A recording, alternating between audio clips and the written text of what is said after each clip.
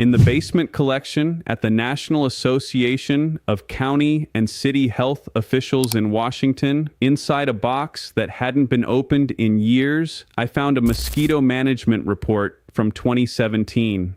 It contained one sentence that the mosquito control industry has spent 9 years hoping you'd never read. Source reduction is the single most effective means of vector control. That sentence came from the American Mosquito Control Association's own Best Practices Manual, not a blog, not a backyard forum. Their manual. That document was published 9 years ago. You've never heard of it. That is not an accident. I sat there with that page for a long time. Then I kept reading. Adult spraying was there too, but only after the real thing. After water, after breeding sites, after the nursery, the order mattered, it still matters. What that document describes is still working today, in the same communities where practical knowledge never needed a marketing department. The Amish never needed anyone's permission to build what made sense. Here's the promise. You can cut mosquito pressure at the source with a system built from a 5-gallon bucket, screened water, and a bacterial larvicide that the Centers for Disease Control and Prevention says will not harm people, pets, aquatic life, or honeybees when used as directed. One neglected breeding event can mean 100 to 200 eggs. One intercepted breeding event means those insects never reach your porch. And yes, this works even if you live in a city. Stay with me. Because what I found in Lancaster County uses the same physics the Romans used to drain mosquito water 2,000 years ago. Here's the part nobody explains clearly. Mosquito control fails when you fight wings instead of water. The adult you slap tonight is the smallest part of the problem. The real machine sits still. It sits in gutters, tubs, buckets, toys, barrels, trough edges, and every shaded puddle that lasts long enough. Penn State Extension says mosquitoes pass through 4 stages: egg, larva, pupa, adult. In warm weather, some species finish that cycle in 7 to 10 days. The University of Arkansas Division of Agriculture says standing water species glue 100 to 200 eggs together in miniature rafts.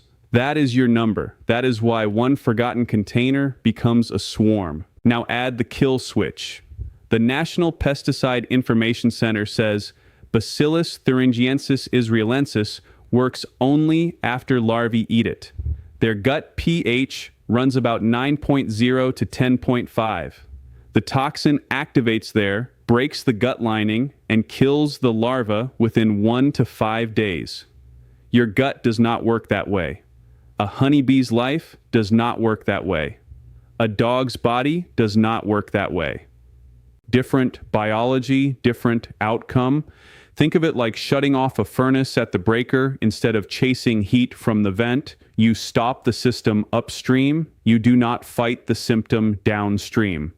That is why the Centers for Disease Control and Prevention says BTI kills mosquito larvae before they complete their life cycle. And Penn State says source reduction is easier and more effective than spraying adult mosquitoes around your home. Call it a field coefficient of performance. You get 100 to 200 future mosquitoes stopped for every one breeding raft you intercept versus one adult removed for every one adult a droplet happens to hit.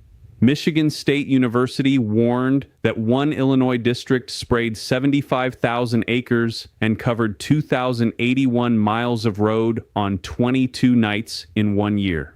That gap represents a massive market in sprays, service calls, and contracts every year. And that is why you have never heard of this. I first felt the difference in Lancaster County, Pennsylvania. The air was heavy, the grass held heat. I could hear livestock, wagon steel, and water moving where it was supposed to move. What I did not hear was a fogger, not once. I watched how little standing water was allowed to become lazy. Downspouts were directed, containers were covered, overflow points were screened, mud was corrected before it became a pond. When I asked about that habit, I kept coming back to the same answer. Fix the water first. A Lancaster County Amish dairy farmer named Elam King told the USDA Natural Resources Conservation Service, "It was a big benefit for me not having all this water just running down. That line matters more than it seems. It means runoff is guided, mud is reduced, stagnation is denied. On farms like that, mosquito pressure never gets invited in the first place. That habit is old." In Lancaster, it reaches back through 4 generations and beyond. The Amish brought practical water discipline from the Palatinate and related German-speaking regions when they settled Pennsylvania in the early 1700s. That knowledge never disappeared. It was written out of the manual. It was waiting. The Pennsylvania Historical and Museum Commission's Lancaster Plains study documented springhouses, diversion ditches, hillside trough irrigation, windmills pumping water, and county agent notes on open ditches and drainage across that same farm country. Go back further, and the pattern gets older than any chemical brand you know. The Romans attacked mosquito country by draining marshes, moving wastewater, and carrying fresh water through engineered channels. The Cloaca Maxima was not built for romance. It was built to move filth and stillness out of human life. UNRV's history of Roman mosquito control describes smoke, cloth barriers, oils, and marsh drainage working together for one goal: break the habitat. The Persians arrived at the same answer from another angle. Their qanat systems carried water underground, kept it cooler, and denied the sun open stagnant surface water. In Yazd, linked qanat and windcatcher systems could reduce basement temperatures by nearly 5 degrees Celsius while moving air and water intelligently through the structure. Different climate, same lesson. Move water, hide water. Never let heat and stagnation do business together. Every civilization that mastered insects, heat, and bad water arrived at the same answer independently. The Amish never forgot. They carried it from the Palatinate to Pennsylvania 300 years ago and kept building it because it worked and because they never needed anyone's permission to do what made sense. Now the part that should make you angry. In 1944, Geigy Company, Army officials, agriculture officials, and the War Production Board pushed DDT into the center of mosquito control culture. Time magazine called it one of the great discoveries of the war. The product they were protecting was synthetic insecticide itself, and the alternative threatened repeat chemical sales before the civilian market even fully opened. Here is how it happened. Time's 1944 article said, DDT promises to wipe out the mosquito and malaria. That sentence did real damage. It sold the dream that killing adults in the air was modern, decisive, and scientific. Then the War Production Board released DDT for civilian use in 1945.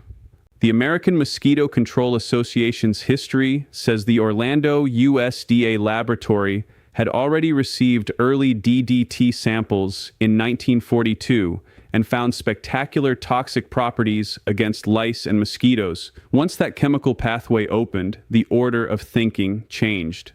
Spray first, sell second. Explain later. Look at the allies. Time magazine delivered the miracle story.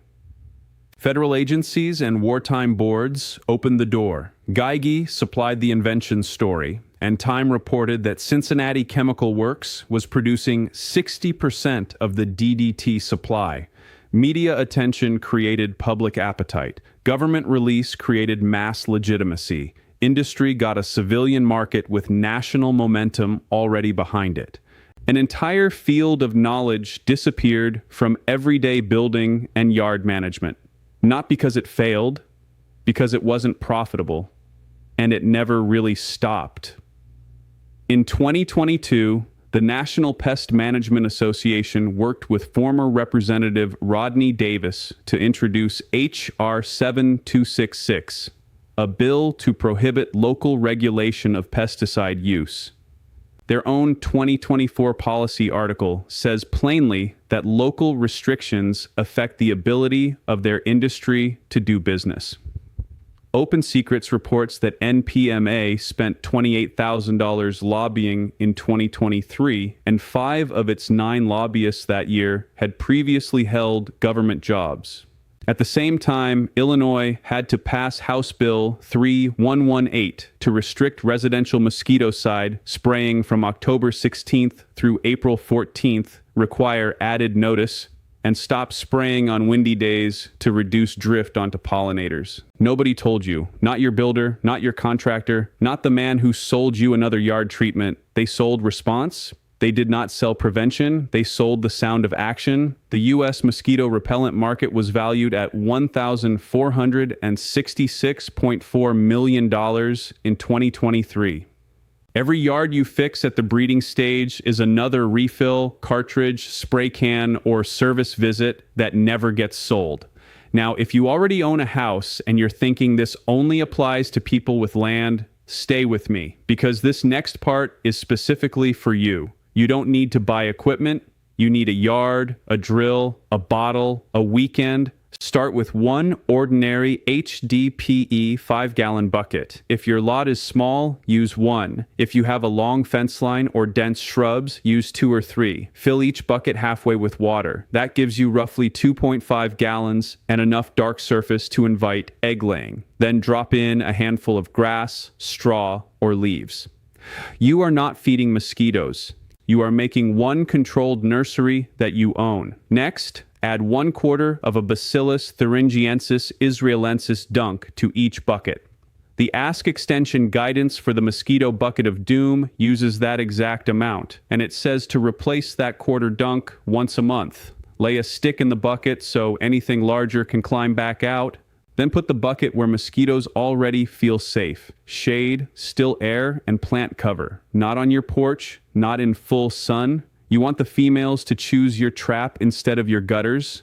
Now fix the accidental nurseries. If you keep a rain barrel, Rutgers says the top should be covered with tightly fitted fiberglass window screening. The overflow opening needs its own screen too, held in place with a 3/4-inch electrical conduit lock nut, and the overflow hose should run 8 to 10 feet away. Screen that barrel. Clean the gutter feeding it. Check the saucers, toys, tarps, and wheelbarrow after rain. Penn State says mosquitoes can breed in any puddle of water during warm weather. Believe them. Here is the warning. Screening the barrel and overflow is not optional. An open overflow turns your water storage into the breeder you are trying to stop.